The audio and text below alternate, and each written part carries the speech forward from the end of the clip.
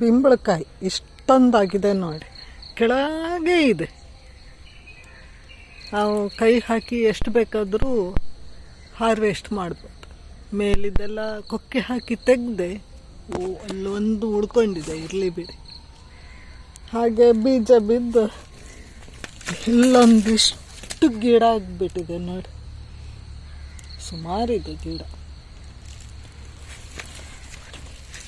Okay, ಇದನ್ನು harvest ಮಾಡುವ.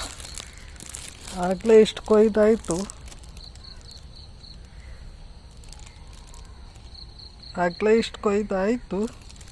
ಇಷ್ಟೊಂದು ಕಲೆಕ್ಟ್ ಮಾಡಿದ್ದೀನಿ.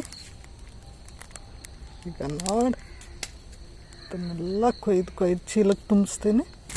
ಏನು ಮಾಡೋದು ಮತ್ತೆ? ಇದನ್ನು ಚಟ್ನಿ ಮಾಡಲಿಕ್ಕಾಗುತ್ತೆ, ಉಪ್ಪಿನಕಾಯಿ ಮಾಡಲಿಕ್ಕಾಗುತ್ತೆ, ಪದಾರ್ಥ ಮಾಡುವಾಗೆಲ್ಲ ಹಾಕಿದರೆ ಹುಣಸೆ ಹುಳಿಗೆ ಬದಲಿಗೆ ಆಗುತ್ತೆ. ಸಾರಿ ಟೇಸ್ಟ್ ಇದೆಯಲ್ಲ, ಆಗ್ಲಿಕ್ಕೆ ಹೋಗಿ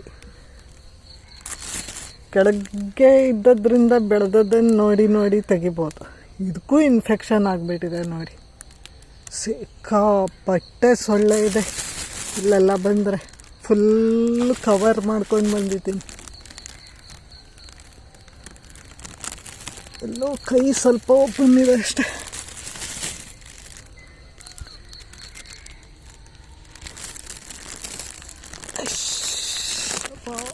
ಸ್ವಲ್ಪ ಎತ್ತರದಲ್ಲಿದೆ. ಅರೇ ಶಬಾಷ್.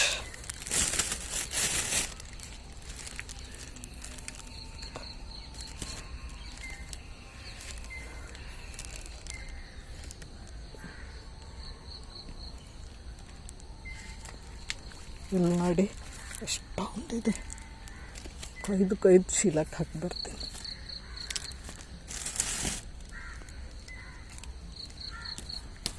ಫ್ರಿಜ್ಜಲ್ಲಿಟ್ಟರೆ ಸ್ವಲ್ಪ ದಿವಸ ಬರುತ್ತೆ, ಹೊರಗಡೆ ಇಟ್ಟರೆ ನಾಳೆನೇ ಹಣ್ಣಾಗಿಬಿಡುತ್ತೆ, ಎಲ್ಲ ಹೋಗಿಬಿಡುತ್ತೆ.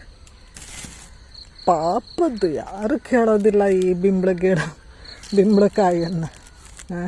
ಯೂಸ್ ಮಾಡಿದವ್ರಿಗೆ ಗೊತ್ತುಂಟು. ಉಪ್ಪಿನಕಾಯಿ ಮಾಡಿ ತಿನ್ನಬೇಕು, ವಾವ್ ಎಂಥ ರುಚಿ.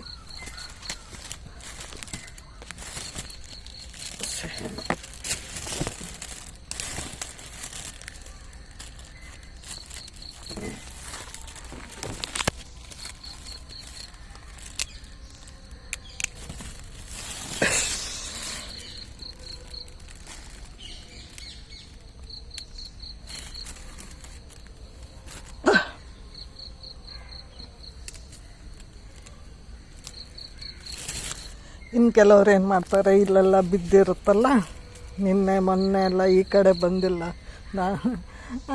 ಇದನ್ನೆಲ್ಲ ಹೆಕ್ಕಿಬಿಟ್ಟು ಹಣ್ಣಾಗಿದ್ದನ್ನು ಹೆಕ್ಕಿಬಿಟ್ಟು ಪಾತ್ರೆ ತೊಳಿಲಿಕ್ಕೆ ಯೂಸ್ ಮಾಡ್ತಾರೆ. ನ್ಯಾಚುರಲ್, ಎಸಿಡಿಕ್ ಅಲ್ವಾ, ಹಾಗೆ ಪಾತ್ರೆ ಎಲ್ಲ ಬೆಳ್ಳಗಾಗುತ್ತೆ.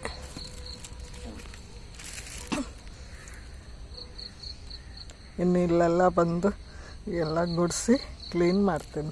ಗೊಬ್ಬರ ಗುಂಡಿಗೆ ಹಾಕ್ತೀನಿ. ಇಲ್ಲೇ ಸಹ ಗೊಬ್ಬರ ಆಗುತ್ತೆ, ಏನು ತೊಂದರೆ ಇಲ್ಲ. ನಾವೇನು ಉಪಚಾರ ಮಾಡಲೇಬೇಕಂತೇನಿಲ್ಲ, ಅದರಷ್ಟಕ್ಕೆ ಅದಾಗುತ್ತೆ.